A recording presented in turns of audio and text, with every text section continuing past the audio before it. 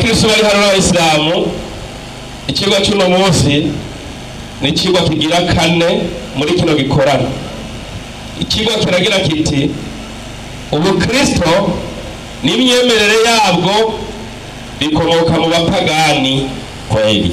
Aho ndibaza ko nta muntu yasomye ibitabo cyangwa umuntu yemera Imana yopinga oya kwisi we ntariho yopinga ko ubukristo udakomoka mu bapagani wo ntahari yopinga ntawe uwopinga nawe ni umuntu atubatse ubukristo kweli, kuko upinze bica bigaragara ko ubumenyi bw'Imana ubumenyi bwawe ari buke. Kubera ko mwari mumeze ayo majambo nta hantu na hamwe Imana yabwiye umuntu ngo bumukristo, nta na hamwe ibitanga nk'itegeko wapi. Imana yabwiye abantu ngo genda mube abakristo, cyangwa Imana ivuga iti dini yanje n'ubukristo wapi, aho nta hahari. Cyangwa Imana ivuga iti umuntu azopfa ari kumukristo azoja mu ijuru, iyo nyandiko ntayihari oya. Nimba meshe abapasiteri bari hano izo nyandiko bazizane muzumvirize kweli, ndahamya ko iyo nyandiko atayo, kiretse ibyizigiro byabo bipigira bo nyene majambo yabo mu majambo yabo ngo twebwe nibo bivuga. Jewe nta hantu na hamwe baza kuronka Imana ibabwira iti mube abakristo, cyangwa Imana ivuga iti umukristo azoja mu ijuru, iyo nyandiko ntibaho wapi. Bakaba bayivuze abapasitori hano bace bayitanga mu yumvirize, kiretse bo bivuze. Cyangwa nyuma y'igitabo barandika mu ijoro sawa, mugabo Imana ivuge candarindiriye kabisa. Nico bituma tubabwira tuti ubukristo n'ibyo bizera byose bikomoka mu bapagani kweli. Kubera kimwe harimo navuze mu majambo ubukristo bwabonetse inyuma ya Yesu kweli. Bwabonetse inyuma ya Yesu bigenze gute? Yesu wenyine yagiye akyivugiye ko bazokwaduka abanyidaho. Nyuma y'ibyo majambo nivugiye ni Yesu, ntabwo ari jewe. Matayo 24:23 nomera 24:23 ubutumwa bwiza bwanditswe na Matayo. Ego ico gihe nihagira umuntu ababarira ate Kristo ari hano, ate Kristo ari hano cyangwa atari hariya, cyangwa ari hariya nimuze muvyemere. Nama numva baduhamagarira ngo tuze kwa Kristo, ngo ubunyene mu mwakire, ngo muze kwa Kristo saba nyene. Yesu ati niba aramukonge ngo Kristo ari mu rushengero rumona ha nimuze muvyemere, nimuze muvyemere. Twebwe kubihakana nuko na Yesu bwiwe ati niba ababwira ngo ari hano ntituze tuvyemere, kuko hazokwaduka bigira Kristo. Ngaba baragwiye ubacita ba Kristo singaba ngaba baradutse ubu babaye benshi bise abakristo no kuri ngaba ugenda umukristo uri umukristo icyaduka. Rero Yesu amaze kubivuga konoza inyandiko kuko hazokwaduka bigira Kristo nabigira abavugishwa n'Imana. Ubwo nyene mwari amashengero nyene ushima ibyabo byose ari byaduka, uzabumva umuntu ahagurutse turagushima Bwana Yesu haleluya. Imana yapariye ubunyene ugiye kugenda muri Amerika wenyene inzara mwiciye hano arapfuye. Ubunyene ndavutse Imana irambariye ugiye kubaka amazu wenyene arapanze agomba yihonyorego sawa. Abayango baramaze kwaduka bigira baki abakristo, none baragwiriye bakora ibimenyetso bihambaye n'ibitangaza, bagakora ibimenyetso bihambaye n'ibitangaza kugira ngo bazimize n'abatoranijwe n'ibyashoboka, ngo bazimize n'abatoranijwe n'ibyashoboka. Ibaze nk'umuntu asenga Imana imwe rudende agaca amuhamagara ngo kwa Kristo akoresheje ibitangaza, agaca amuhenda ngo wakize mu izina rya Yesu kugira ngo amuzimize amubuze gusenga Imana imwe rudende gusenga umuntu. Ariko ngo n'ibyashoboka muranzimiza turaje n'abamaze kubamenya bari babizi ko ari habo bitazoshoboka. Muze mubikorera imbere yanjye hano urabe ko munjana mu rushengero. Rabaraba ndabibabwiye bitaraba. Yesu ati ndabivuze bitaraba. Rabaraba ndabibabwiye bitaraba neza cyane. Nuko bibababwiye ari mu bugaragwa. Ubu hariho n'abahebye amasengero umwe habaye imitongano bamwe bageze mu bugaragwa. Nta mana wija mu mazu yubakishijwe ibyo amatafari y'ibyondo nimuze mujeyo. Ubu bibera mu bugaragwa biriko barahonyaga ibigori by'abandi ibiti by'abandi barabimaze ngo basengera mu bugaragwa ni ngorane canke ngo ari haruguru mu mpete, abandi ngo ari muri bya byuma by'amahombi by'amasengesho. nimuze muvyemere. Ati ibyo rero nimuze muvyemere. Uwo ni Yesu. Ati ibyo nimuze muvyemere. None ibintu Yesu yase ko twemera ubona baza kubitwemeza nk'abandi wapi? Yesu ati ntimuze mwihende muvyemere. N'abazoga ngo ari mu rushengero ngo ari hariya mu vyuma by'amasengesho ngo ari hariya mu gahinga baca, ati bakababwira ngo Kristo ni yari, bagakora n'ibitangaro bihambaye. Yesu ati ntimuze mwigere mujayo. Ubumwe buja mu mashengero murondera yiki so batari ingorane mufise barabazimiza tu. Nico gituma gutora ikigwa biragaragara ko Kristo bukomoka mu bapagani. Bashobora kwiyumvira bati none babivuze ko bikomoka mu bapagani bikuye hehe? Inyuma ya Yesu rero haciye haduka umugabo witwa Pawulo. Yesu amaze kwidugira mu ijuru abamenyaga mu mwaka wa 49 ariko 50 ugiye gusoma amabibiri asiguye hadi. Uyu Pawulo amaze kwaduka niwe yaciye yaduka bazanira izina bitwa uno munsi. Mbega uyu Pawulo ko Yesu yabwiye ngo nibagira ngo ari mu bugaragwa, ubwo ntiyazaranye mu bugaragwa. Ugiye gusoma mu byakozwe n'intumwa utagusanga Pawulo yazaranye Damasiko. Damasiko ni mu bugaragwa. Yesu yari yamaze kuvuga ati niba babwira ari mu bugaragwa ati ntimuze mugire gute? Ntimujeyo. Mugangabo Pawulo azaranye Damasiko mu bugaragwa abahenda ngo Yesu yanyiyiritse. Abanyene bacangurirwa n'ibyo. Ubwo nyine barakurikira umuntu bakurikira umuntu yitwa Kristo babyigijwe n'umuravuye mu bugaragwa, kandi Yesu yavuze ati niba bababwira ngo ari mu bugaragwa ntimuze muvyemere. Abare baca baravyemera. Mbega uyu yateranye mu bugaragwa ubukristo bwatanguranye nawe yari umuki? Abakristo barabaki. Matendo ya Mitume 11:25. Matendo ya Mitume ibyakozwe n'intumwa 11:25 avayo agitaruso kurondera Sawuli. yaciye agiteye itaruso kurondera Sawuli. Undi Baranaba amubonye amujyana muri Antiokiya. aca amujyana muri Antiokiya. bamarayo umwaka wose bakorana n'ishengero bigisha abantu benshi. baca ngo bamarayo umwaka wose bakorana n'ishengero mbere ngo bigishije abantu benshi.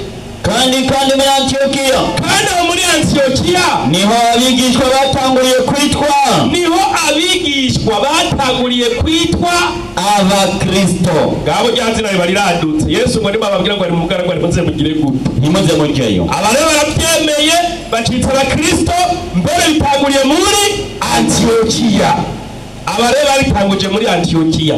Iri zina barihawe nande? Aho nyene ufunwa, aho nyene usomye Biblia y'Igiswahili irabisigura neza. Wakristo maana yake wafuasi wa Kristo. Yemwe ngabo bakubwira ngo bakurikiye Kristo. Sabanye nabo saba hilo ni jina la kupangwa. Ati ni izina bipangiye walilolitumia bakoresheje wapagani wa Antiokiya. Ibaze mu gutora izina ry'abapagani ugatutana ukitangwa n'abantu b'Imana. Izina ryakoreshejwe n'abapagani bo muri Antiokiya ugaturiza rugahereza abantu. Uno munsi ni nk'umuntu yokubatiza ngo witwa Shetani mbere akakubatiza ati ndabyemeye ndiwe ndi Shetani. N'abakristo uno munsi biyise izina ry'abapagani bo muri Antiokiya baravuga bati twebwe twitwa Abakristo. Izina ryakoreshejwe n'abapagani bo muri Antiokiya. Aho tubadija Bibiliya reka tubaze na Papa Wiroma wowe yazanye ibitabo vya Bibiliya. Si sawa kweli? Ndabira eklezia y'abatumwa ngaho. Eklezia y'abatumwa neza cyane. Twibarize Musenyeri wewe ahazi neza ingene bimeze. Si sawa kweli? Mwereke igitabo na cyanze. Eklezia y'abatumwa arayizi ni ashaka imprimanto. Sindacayikoresha aracasha narindire gatoya.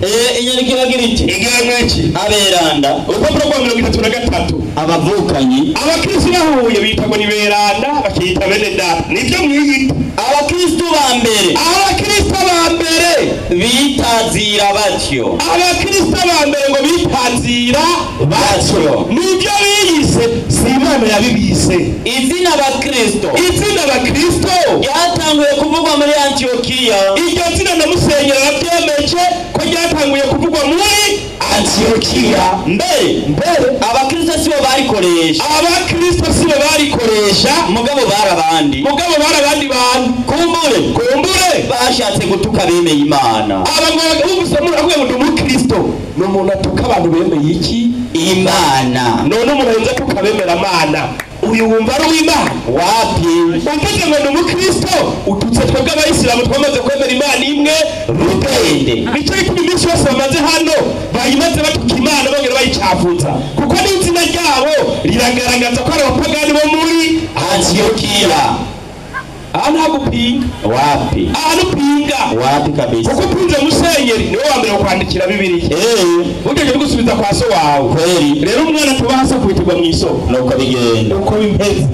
Musenyeri cyarika mu kitwa mubizi abakristo n'abapagani n'abantu batuka abantu bemeye iki? Imana. Abukazina mukagumana. Ako nako bitaziri. Ako nako mitaziri. Akurya intambwe iyambika urusato rw'intambwe. Niko bimeze. Sisamu harimo. Ndiyo. Sasa tukatoa iki kigo rero. Kuri Kristo n'imyemerere yabwo byose bikomoka he? Mu bapagani. Arakora kubiki. Atagupinga gusa. Bakomoka mu bapagani. Reka turabe mu myemerere imwe y'abakristo ikomoka mu bapagani. Tora Bibiliya twigisha ipaji 160. Bibiliya itwigisha iki? Paji 160. Neza cyane. Inyandiko irababwira iti. Ibabwira kwiki? Akamuga kurikirane. Mukumvirize neza kuko umukristo bakubwira ngo arabatizwa ku Mana zingahe? Zitatu. Imana Data, Imana Mwana, n'Imana Mutima Mweranda cyangwa Mwebu Yera.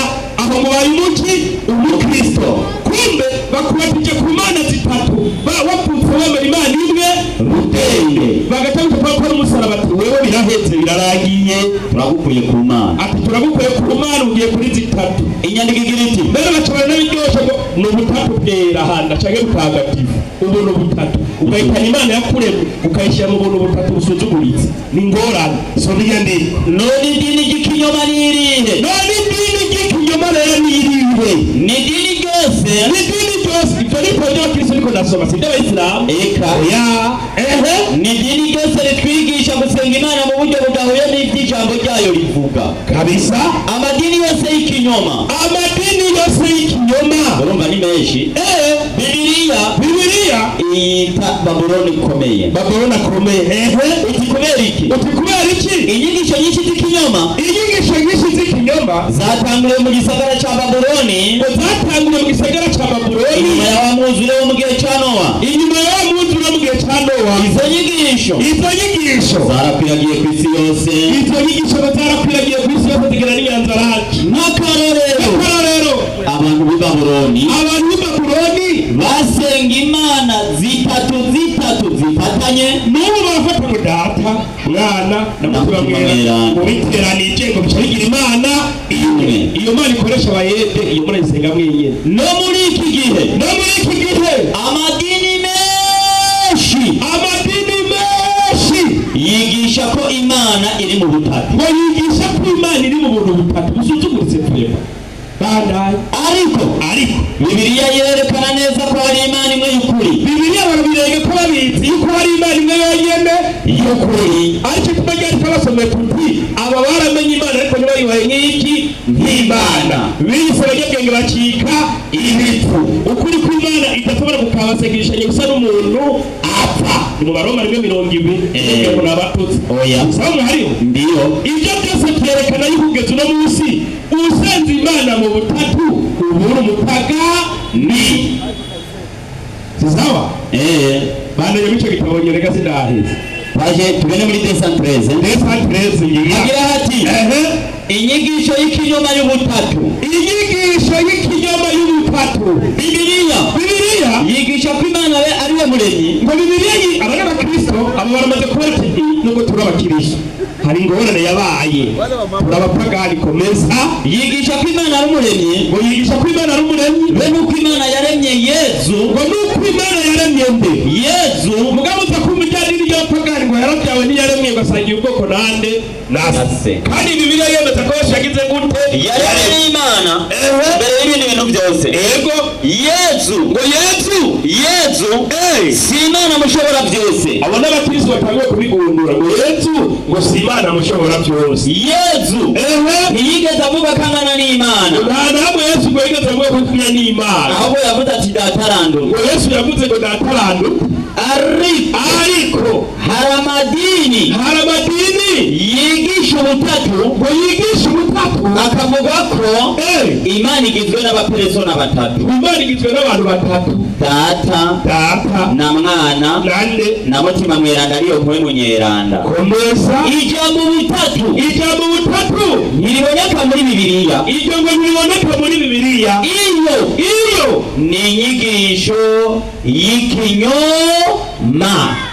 abazimira muzimire, ni inyigisho y'ikinyoma. munyereke muri Bibiliya ubutatu bw'iranda. Je mu niyo nyandiko muri Bibiliya niba Yehova muce munyiriza ibiri ubutatu bw'umutagatifu cyane bw'iranda nabo mukuri nyandiko Yehova bana hamwe bayikura. sasa namwe harimo ngo uyu Kristo n'ibyo bizera bikomoka mu bapaga ngo hakarorero abakristo mwese barakubita umuziki kandi umuziki mugakubitamo gitari n'ingoma n'inanga ukibaza ngo mugiye mw'ijuru. Sawa Bibiliya babwira ngo iki? Yobu 2:11 igitabo cya Yobu 2:11 igitabo cya Yobu. Ego mugikurikirane neza. yarutse mwarimu ngo kuratangira inyandiko igira iti wumvise umukristo cyane umukristo mbere uko umukristo aha wari umupagani. inyandiko irababwira iti wiki ibibondo byabo birongora imbere yabo nk'umukuku. uzosanga bahitanye utwana nk'utu bamwe batugira ngo korale ya mbere, hari iya kabiri, hari iya gatatu. niba atari umupagani muzonye ko Yesu yabatondetse, kandi abana babo bama babyina bashaka bitego batambira Imana ngo biyekera Imana ngo korale sinzi barihindisha ugushaka kw'ingoma n'inanga. ukibazo n'abantu bagiye guhita urumva inanga barakubita, ingoma barakubita mu mara y'Imana. Ego bakanezerwa ijwi ry'umwironge.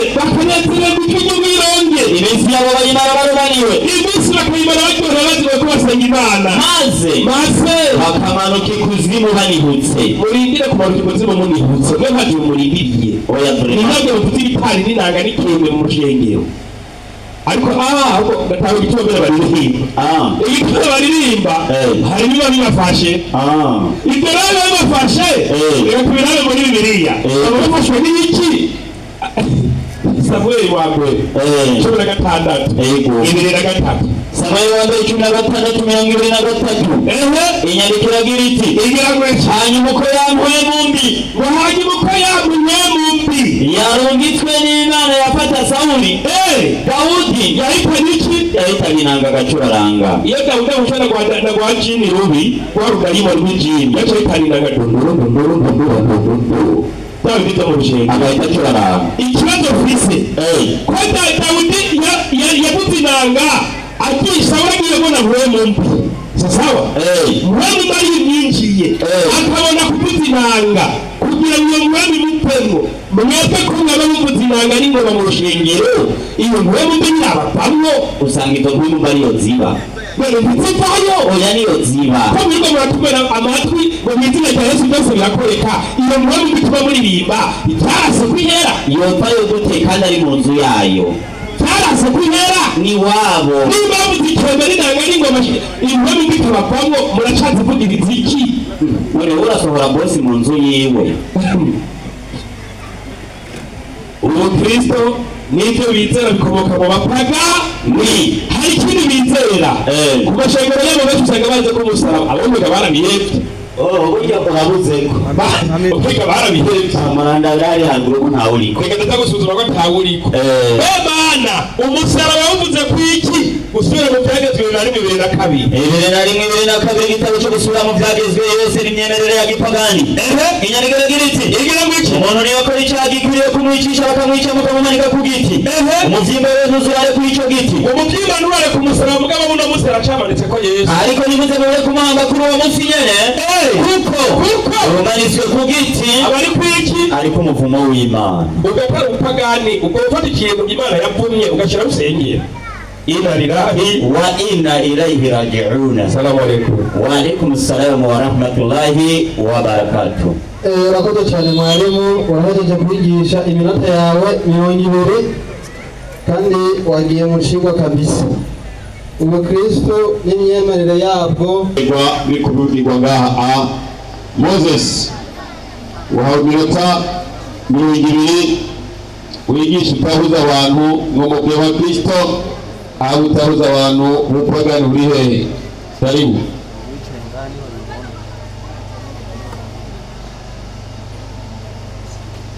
Murakoze. Abakristo bari muri kino kibanza, mbere ya byose mbanze kubaramutsa mu izina ry'Umwami wacu Yesu Kristo. Amen. Hanyuma abayisilamu namwe amahoro ya Kristo abane namwe. Amen. Turashimye ku kigo cyatowe n'abayisilamu, ikigo cyiza cyane rwose kigiye kubafasha no gufasha abandi bataratahura ku byerekeye ubukristo n'inkomoko yabwo n'ibikorwa byabo. Ahereje kuvuga yuko inkomoko y'ubukristo n'ibikorwa byabo n'ibyo bizera byose bikomoka hehe? Mu bapagani. Kandi icyo nshima, ndashima ko uko yavuze byose atajambo na rimwe yakuye mu mutwe wiwe, yasomye ibyanditswe hanyuma arabisigura uko abyumva. Dore ubundi umuntu nk'uyu ndamukunda kuko aba ariko aravuga ibintu afise aho yabisomye. Ikibazo gusa gice kiraba ni uko aba yasomye hanyuma ntatahure ibyo yasomye, niho cyari ikibazo. Rero nicyo bisaba yuko uyu muntu afashwa kugira ngo agororwe ashirwe ku murongo neza, kugira ngo ashobore gutahura mu buryo bunyuranye n'ingenagirane yahora aratahura. Ndashima ko yatanguriye mu butumwa bwiza uko bwanditswe na Matayo 24:23 nange mperaho yerekana. Icyo gihe nihagira umuntu ababwira, icyo gihe nihagira umuntu ababwira Kristo ari hano cyangwa ari hariya, ati Kristo ari hano cyangwa hariya, nimuze mubyemere, nimuze mugireme, mubyemere.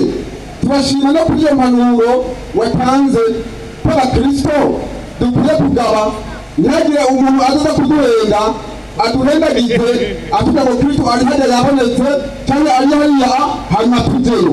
Yesu avuga ati nimuze mugireme, nimuze mujeyo. ati kuko hazokwaduka abigira Kristo. Banduhagarara gato. Kuko hazokwaduka abigira Kristo. Mu kudatahura kwiwe akavuga ati kuko hazokwaduka abigira abakristo. Mugabo iyi cyambona ko ari ingorane ikomeye, kuko usomye muri Qur'ani n'amahadisi ya Muhammad avuga yuko yatume ku bantu batazi gusoma no kwandika. Ahantu handitse Kristo atasoma ngwiki abakristo. Ingorane aba yagize niyo kuba batazi gusoma no kwandika. Ariko rero ibyanditswe bivuga biti kuko hazokwaduka abigira Kristo. Kristo ni umuntu umwe, abakristo n'abantu benshi. Uwo murongo rero ntiwavuze yuko hazokwaduka abigira abakristo. Oya, abakristo n'abakurikiye nde Kristo. Kristo nawe tuzi yavuye mu ijuru akaja ku isi, atanga ubuzima bwiwe ku musaraba, arapfa, arazuka, uba hehe? Mu ijuru. Kandi turonka ubugingo budashira biciye muri iryo zina rya Kristo kuko yakoze hehe? Ku musaraba. Kubw'ibyo rero umuntu aza yigira Kristo, uyo ni ngombwa tumusuzumye kuko aba ari wiki uw'ikinyoma. Kubw'ibyo uyo murongo rero uriko uravuga abakristo, uriko uravuga umuntu yigira nde Kristo. Iyo ari umuntu we mu bakristo yitwa umukristo. Iyo ari besi n'abaki abakristo. Uwigira Kristo y'abakristo atandukanye n'umukristo. Bandanya iravuga agasubira ati azokwaduka n'abigira abavugishwa n'Imana agakora ibitangaza ibimenyetso bihambaye n'ibimenyetso bihambaye kugira ngo bazimize n'abatoranijwe. Icyo byose barabituze kugira ngo tugabe niba abantu bigira Kristo. Inyuma yabo rero, inyuma y'uwo Kristo hariho n'abazoza bigira bavugishwa nande n'Imana. Kandi dushyize neza ibyanditswe tubona Muhamadi yatedari nyuma nawe ari muri uwo mugwi wavugishwa n'Imana biki n'ibinyoma kugira ngo bashobore kuza kwigisha rero bazimize abakristo bagizene batoranijwe. Nicyo bituma abayisilamu ibisavuze yuko yatubwiye yuko yavukiye mu Kristo hanyuma arabitabo yagirishwe nande na Muhamadi ari umuvugishwa w'iki w'ikinyoma n'undi ari hajya bose bari abakristo bose. Kubw'ibyo rero abantu bene aba ni ngombwa tugirene tubirinda kuko abavugishwa b'iki n'ibinyoma bagomba kuza kugiriza bagizene abatoranijwe. Abo batoranijwe nabo nabemeye Kristo ko ari umwami w'ubukiza bw'ubugingo bwabo. Tutagabye abo bantu barashobora kutugiriza. Kubw'ibyo rero umurongo umeze neza cyane rwose. Abazima bati Kristo banditswe hariya imbira wewe irabaho igituma za kubivuganira baba we bagiye cyane kabiri 200 cyane kabiri 200 tubasuzume kwanza kandi rero cyo muri nishingite umumanze injayo hari nategwe no kugira wewe icyete cyambere cya Yohana kabiri 200 haravuga namwe mwarabanije amavuta n'uwera. Kumbe twebwe abakristo twarabanije amavuta nande n'uwera. Twarabanije amavuta nande n'uwera. Kuko twatoranijwe n'Imana rero tutagabye abayisilamu baza kutuzimiza. Kubera iki twarabanuwe twatoranijwe amavuta nande n'uwera. Ngaho ndabe tuza kubibandanga. Avuye ngaho ataravuga ati rero reka dusuzume turabe n'ubu Kristo bavuga ati mbega bwakomotse hehe kuko yatanguye avuga ati Imana ntizi ubu Kristo, Imana ntizi abakristo, ati n'ibintu by'ibyaduka ati nyamba Imana izi abakristo baza gutanga icyandiko kigaragaza neza yuko abakristo bazoja hehe mw'ijuru. Mwene wituge kugira tubaza gutanga umurongo n'ibikiraga. Avuye ngaho atajana mu bwakozwe n'intumwa 11:25 muri Imprimato aho yakugereza yuko ngo Paulo ngo yakomotse kwanda hehe mweze apa hehe mu Bugaragwa hanyuma ngo i Damasiko asanga ni mu Bugaragwa. Kubw'icyo abakomoka mu Bugaragwa ni benshi si Paulo wenyine abo bose n'abigishwa b'ibinyoma none na Muhamadi yava. Kubw'icyo iyo tugomba kwanda kuko na twebwe tumarira ngomba tuvuge mu kigo rero ni ngombwa tumenye rero bavuga yuko Paulo agiye muri Antiokiya ariho yagiye gutanguza iki ubupagani. Siko yavuga yego reka mbanze mbazere kwanza Qur'ani bwa mbere. Mbega nyamba Paulo yagiye muri Antiokiya yatumwe nande? Tumaze kumenya uwamutumye hanyuma mutuse tubabaza muze kutubwira ubu yamutumye agenda gutanguza gupagani. Kura Qur'ani ya Barwani 36:13 Qur'ani 36:13 nyarutsa avuga wiki haravuga agasubira na wapigie mfano ati tuwatanga akarero wa wakazi wa mji walipowafikia waliotumwa. Ati abasanga baba muri cyo gisagara batumwe ko intumwa. Inasema kwamba tandanya tulipowatumia wawili twabarungikiye intumwa zibiri wakawakanusha izo ntumwa batabarazihakana basi nuko tukawazidishia nguvu kwa mwingine watatu tuca tugongera kundi agira gatatu wakasema batabaravuga sisi tumetumwa kwenu. Abo bantu batatu bacavuga bati mu by'ukuri twebwe twatumwe hehe mwebwe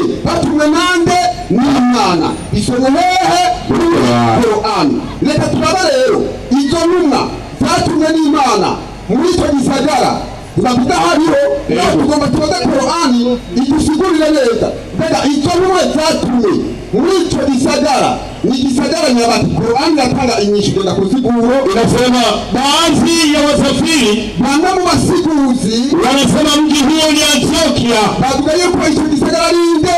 Antiokia. icyo gisagara iyo Antiokia abayisilamu batubwiye yuko hariyo nde? Paulo na Barnaba. kumbe Paulo na Barnaba batumwe nande? na Allah. bavuga yuko ngo baje gutanguza yubuki. Wamepagani. bitwa yuko Allah yatumye intumwa zigenda gutanguza iki? Wamepagani wa Antiokia. bitwa yuko Allah n'abacabande. Wamepagani wa mbere. Allah yatumye intumwa zigenda gutanguza iki? Wamepagani. birinjira mu mutwe. Birinjira. yego birinjira mu mutwe. Oya. yuko Imana yatuma intumwa zayo zigenda gutangura ubupagani.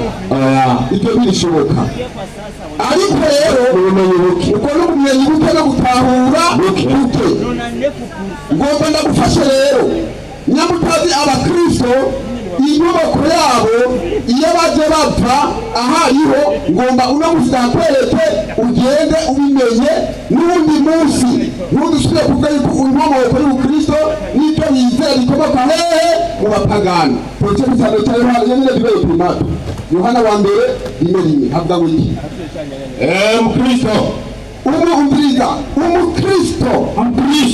ndani ya Mungu. Umukristo ni umuntu yibera mu Mana. Icyo ni cya mbere. Unasema pia na Mungu ndani ya Mkristo. hanyuma Imana nayo ikirera hehe mu Mukristo. Mkristo amezaliwa na Mungu. Umukristo yatwawe n'Imana. Umukristo atoka kwa Mungu. Umukristo apfa ku Mana. Umukristo amjua Mungu. Umukristo kandi arazi Imana. kumbe inkomoko y'Umukristo ntabwo ari mu bapagani, ntabwo ari ahandi hantu, ahubwo Umukristo yibera mu Mana. Imana nayo ikaba mu Mukristo. Umukristo kandi ati Imana. Umukristo yatwawe n'iki? n'Imana. Umukristo ava ku Mana. basi Takibiri. Yesu akibaro. Iyi nayo itabonera umurongo na utahure neza. Unatahuritse. Utera bitahuye abandi batarabitahura gusa. Ngo umwigisha yavuga ati turabitahuye kabisa. Subiramo kandi. Mkristo ndani ya Mungu. Umukristo aba mu Mana. Na Mungu ndani ya Mkristo. hanyuma Imana kandi ikibera mu Mukristo. Mkristo amezaliwa na Mungu. Umukristo yabyawe n'Imana. Mkristo kandi Umukristo atoka kwa Mungu. Umukristo ava ku Mana. Mkristo kandi Umukristo anamjua Mungu. icyo nicyo cyubahiro cy'Umukristo. nicyo gituma Petero wa mbere 16 havuga ngo iki? Petero wa mbere 16. Petero wa mbere 16. kureka n'abakristo Petero wa mbere mu Mana. Imana ikaba muri we kandi akaba yabyawe n'Imana akaba ku Mana. uko ngo mu bapagani ikaba muri kurahe. lakini ikiwa kwa sababu ni Mkristo, nihagira umuntu ahobwa kuba Umukristo,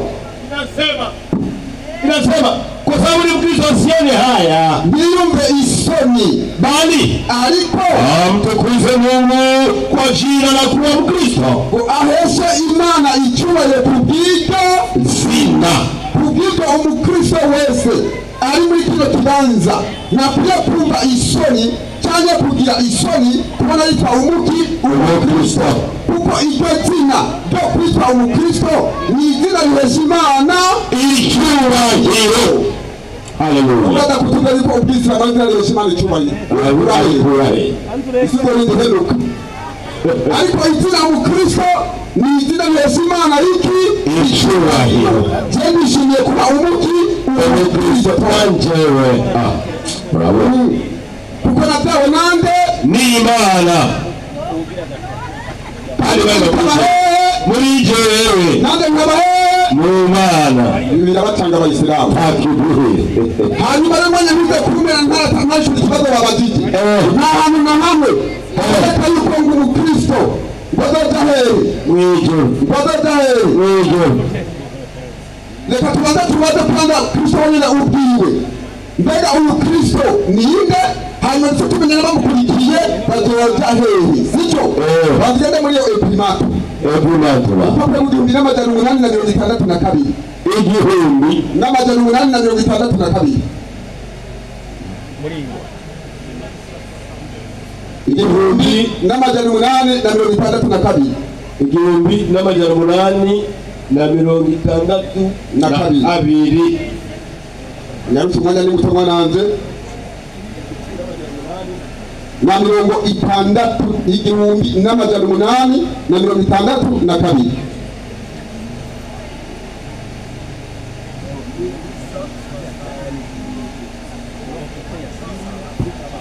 soma aho nyene hejuru nyene ku mutwe nyene Yesu wenyene ubwiwe Yesu peke yake Yesu wenyene ubwiwe ni dini ya kweli ni dini ya kweli Yesu ubwiwe ni dini ya kweli kulia Yesu wenyene ubwiwe ni dini ni kweli Qur'ani kuga yuko idini bisigura hiki izira reka twabara uyu Yesu twizeye mbega uyu Yesu twizeye ni we nzira yacu cyangwa si we nzira yacu Yohana 14:6 Yohana 14:6 Yesu aravuga mu jewe nzira bakora ku murongo wa mbere anasema musifadhaike nimuhagarike imitima yanyu anasema nimuhagarike imitima yanyu mwizere Imana nanje mwenyezere imuhira kwa data hari amazu menshi iyo atariho ndabibabwiye kuko ngiye kubategurira hanyu kandi Yesu ko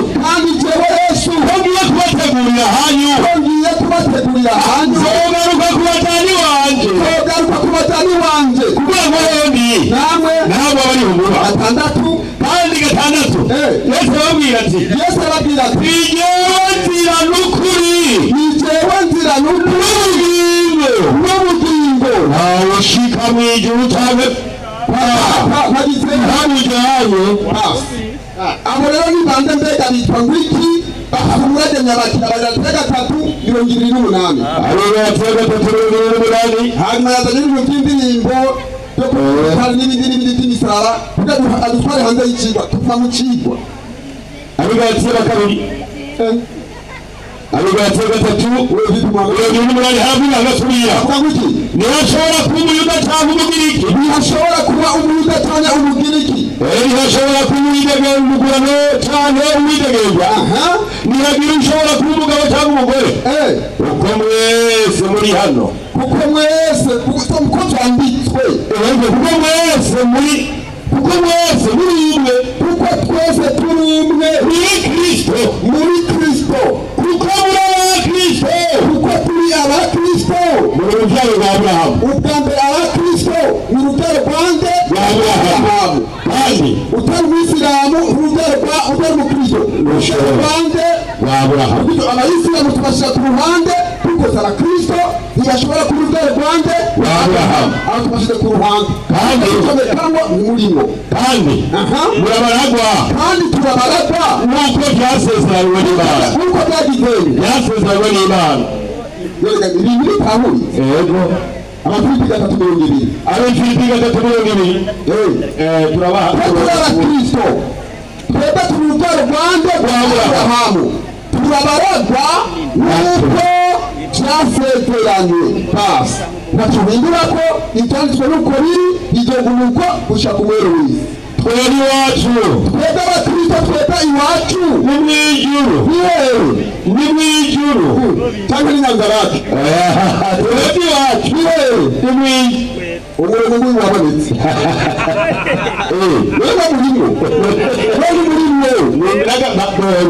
wewe ariko twebwe abakristo turabaga uko byagize byasezeranywe n'Imana rero tuzoza ijuru niyo twiteze umukiza azova ariko bazova kubw'ibyo rero abakristo n'icyo bizera ntabwo bikomoka mu baki mu bapagani nk'uko twabisomye bikomoka hehe ku Mana nyamufuzi y'indi nyandiko iza kuvuga yuko ati iyi nyandiko watanze siyo ibyo abakristo bizera bikomoka mu bapagani uze kuyitanga kuko bagagenda guca hirya no hino ngo abakristo baratumiye basenga imana zitatu nidakubwiye ko abakristo basenga imana zitatu ninde genda muri Matayo 2:8 ndangiriza Matayo 2:8 ndakubwira ikibazo aho nyene Matayo 2:8 kubw'icyo n'umuntu udakuba umukristo yiyita umukristo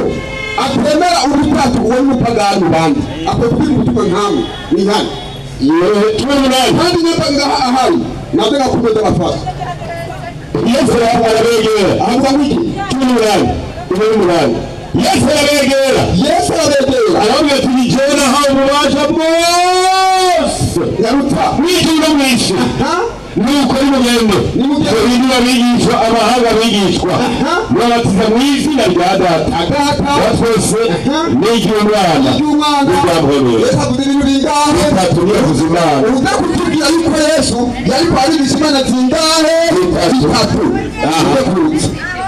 aha hari imana zitatu zavuzwe ngaha haleluya amen bakoze cyane Akizo takibiri mwishire Allahu Akbar.